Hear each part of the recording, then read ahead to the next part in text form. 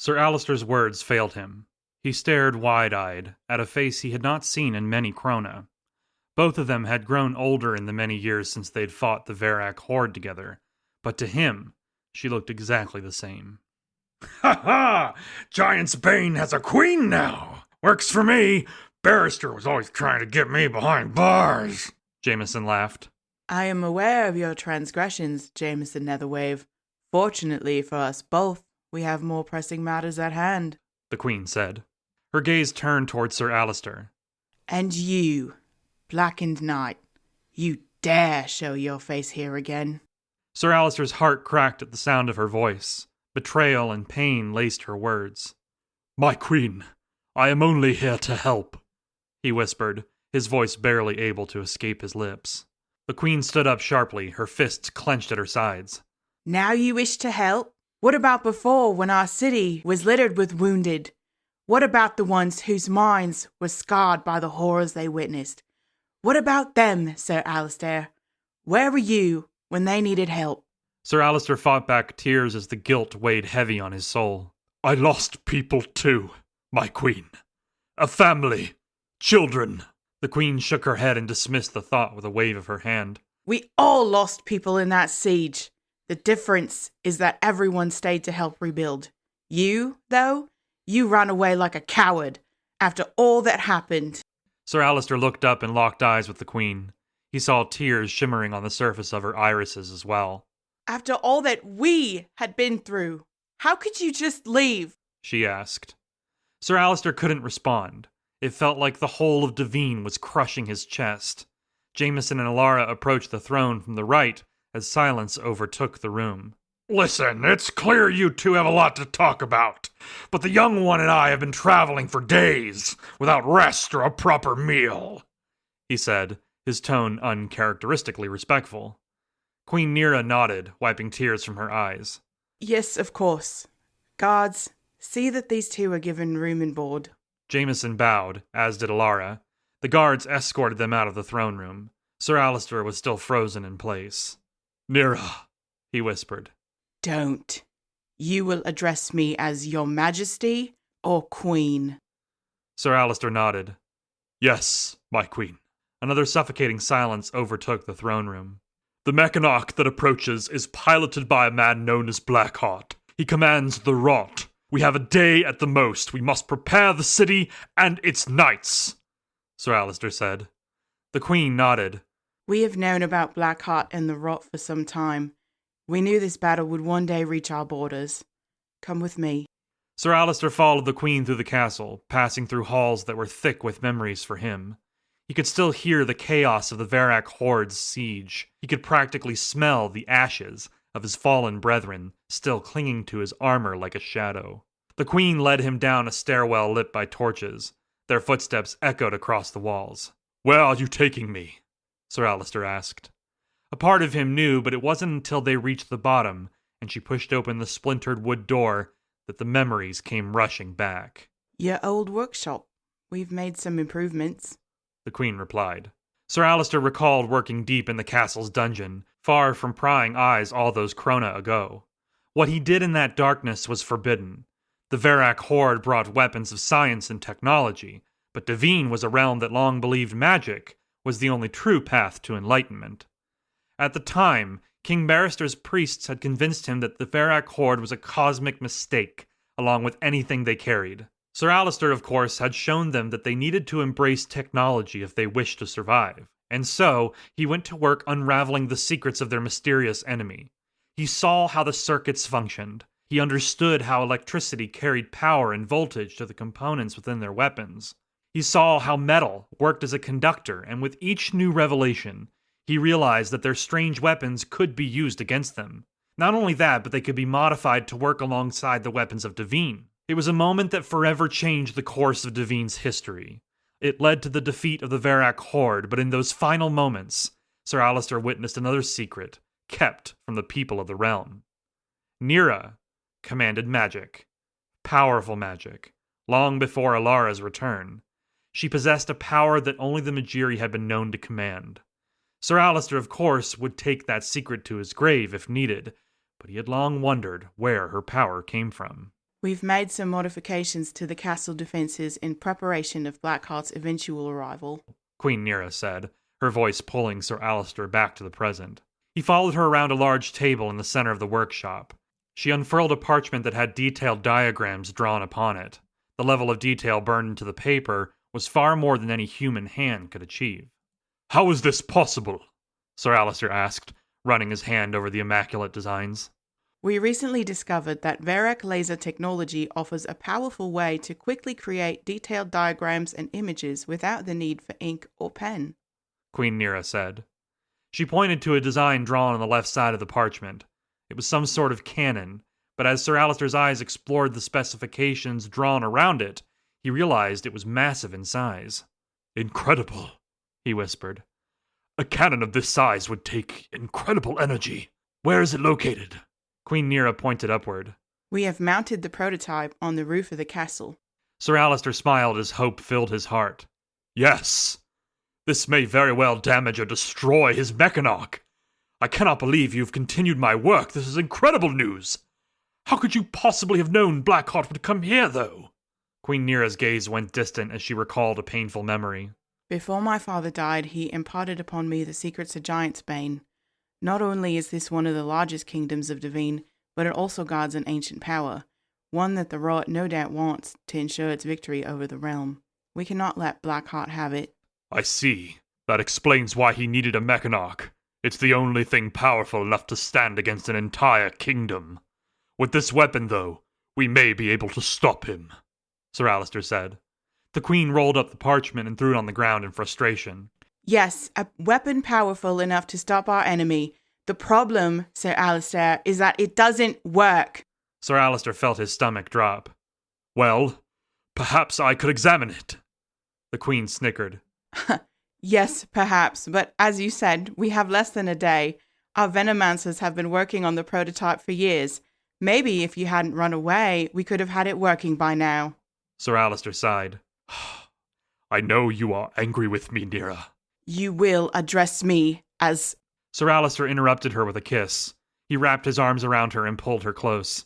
At first, she welcomed the gesture, but soon her anger returned. She pushed him off of her. How dare you! She screamed. I'm sorry. It's just... I've missed you so much, Nira. The Queen furiously fixed her dress as her cheeks turned a bright red. Nira, please, let me explain, Sir Alistair said.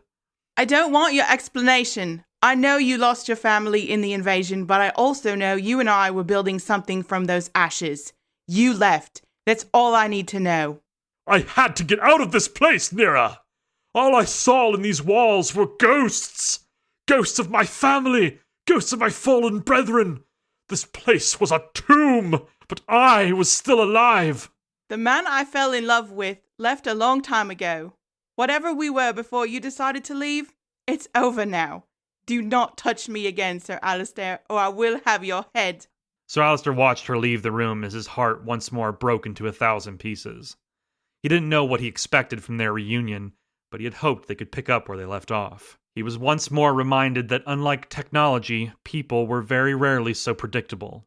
He closed his heart to it and went back to examining the schematics for the cannon affixed to the top of the castle. His eyes followed the logic of the design. His mind saw the intention of the original designer. When he reached the obstacle that kept them from fully powering it on, he smiled. This is where Sir Alistair flourished. Emotions were a problem he had yet to solve, and perhaps he never would. But technology, now that was a problem he could solve. As Blackheart continued his march toward Giantsbane, Yeldarb and Sarai sat in the doorway of the Radiant Refuge, which still resided at the border of Titanum Forest. Yeldarb looked over to Sarai, who had her hand on the door. Behind them, Kenny and Nolwenn sat back at one of the tables, watching silently. Kevindrel sat on Nolwenn's shoulder, an inquisitive gaze upon his face. Let's try once more. We know it can work. We just have to concentrate, Yeldarb said. Sarai sighed. Yes, we know the Radiant Refuge can take us to other places when we exit, but need I remind you our last attempt almost sent us into the heart of an active volcano?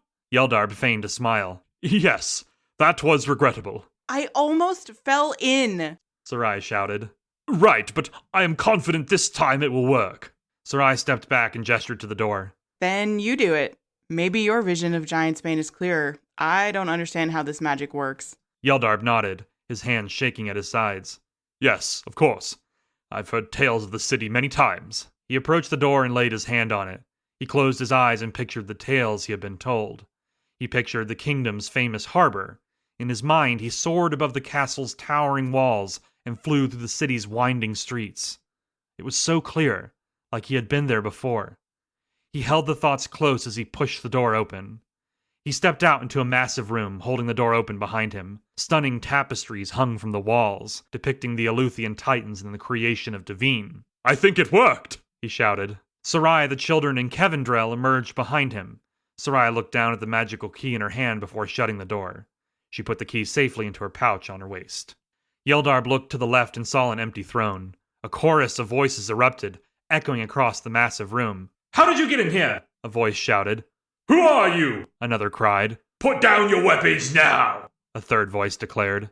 Yeldarb spun to the right as a group of guards charged toward them, brandishing a mixture of swords and spears. My friends, there's no need for violence.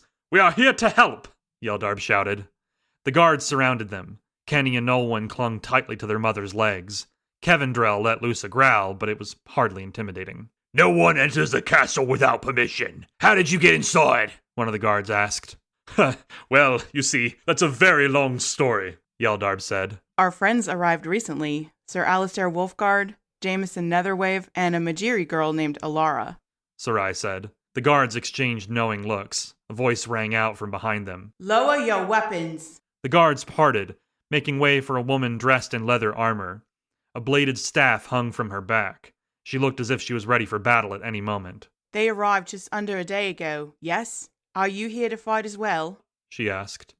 Yeldarb and Sarai nodded. Good. That's all I need to know. I am Queen Nera. Welcome to Giant's Bane. Yeldarb looked over to Sarai and then down to the children and Kevindrel. You said our companions arrived a day ago. How close is Blackheart and his Mechanarch? Yeldarb asked. He will be at our walls any moment. Her eyes shifted down to the children. Guards, see to it that the children are taken underground with the others. They will be safe down there. Sarai knelt down and hugged both the children. Go with the guards. Yeldarb and I need to take care of this. The children both nodded. This was not the first time they had to see their mother off to fight a battle, and it would not be the last. Can Kevindrel stay with us? Nolwenn asked. Sarai looked down to the squirrel perched on her son's shoulder. Will you protect them? She asked. Kevindrel nodded, his face stoic. Good. I love you both. I'll see you soon, Sarai said, planting a kiss on both their heads. You promise? Kenny asked. Sarai nodded. I promise. The guards escorted the children and Kevindrel out of the throne room. The others are on the castle roof with the prototype. We will make our stand there. Follow me, Queen Nera said. Prototype? Yeldarb asked. I'll explain on the way, the queen replied. Yeldarb and Sarai headed for the castle's roof as the queen told them of the prototype cannon they had been building from pieces of Verak technology. As they emerged once more into the afternoon air, Yeldarb and Sarai spotted their other companions standing around the massive cannon. Its exterior was smooth, silver metal lines with intricate circuitry that pulsated with a haunting blue light. The length of the barrel extended well past the castle's ledge. Yeldarb's eyes followed its aim until he saw Blackheart's Mechanarch, commanding the skyline beyond the city walls. The Mechanarch was still as a statue, mere footsteps from the boundary of Giant's Bane. Jameson and Alara approached when they saw Yeldarb and Sarai arrive, but Sir Alistair remained focused on the control panel at the back of the cannon. Took you long enough? Did you walk here? Jameson asked, his tone half-joking. We use the Radiant Refuge, but it seems time functions differently there, Yeldarb replied. Jameson shrugged. What matters is that you're here. Feels like the calm before the storm. Sarai looked at the cannon and then out to Blackheart's Mechanarch. How long has it been standing there? A few hours, Jameson said. I wish he would just do something. All this waiting has me on edge. That's the point, Sir Alistair said, finally approaching the group. Blackheart's biding his time. But why? Yeldarb asked. Doesn't he know he's just giving us time to power up the cannon? How much longer until it's ready to fire? Sir Alistair shook his head. It's almost ready, but a single blast won't be enough to take down a Mechanarch. We'll need time to recharge. He must know that. How long will it take to recharge after it fires? Queen Nera asked. Sir Alistair sighed. Half a day, maybe more. A loud buzzing filled the air. Yeldarb looked down to his pouch and flipped it open. Inside, the Kintari stone was glowing and shaking. He pulled it out as the group looked on in silence. These stones allowed us to communicate with Finton, but he's... On the Mechanarch. Sarai said, her eyes focused on the stone. It must be Blackheart! Jameson shouted. Answer it. Queen Nira said. Yeldar laid his palm on the stone, and around the group the sounds of the city dulled. Greetings, Order of the Pawn. This is Blackheart speaking. Is the Queen with you? Yeldar looked up. Queen Nira nodded. I am here. Blackheart laughed. Good, good. I'm sure you've noticed the Mechanarch at your gates. I must say, your cannon is quite impressive. I didn't think that design would actually work. That must be Sir Alistair's handiwork. Everyone's eyes shot over to Sir Alistair, who remained stoic. Yes, that's right. Now that Finton has been infected by the rot, all his memories are mine as well. I know all about you. So let's skip with the pleasantries, shall we? Surrender now, or I will destroy your entire city and infect everyone within it. A sharp ping came from behind them, loud enough to pierce the muted sounds near the Kintari stone. Sir Alistair looked back to the cannon's control panel and then turned to the group. The cannon is fully charged, he said. Blackheart's laugh came once again from the stone. Fire that cannon, and you will lose this battle. Of that, you can be certain. Everyone looked back at the Queen. She walked over and ripped the Kintari stone out of Yeldar's hand, severing the connection to Blackheart. She threw the stone onto the ground. I don't want to hear another word from him. Others have tried to invade Giantsbane and failed. Blackheart will fail as well. Giantsbane will not fall. Sir Alistair walked over to the control panel and pressed a few buttons. The cannon began to hum with incredible energy. The very air around the group began to vibrate as the ground shook beneath their feet.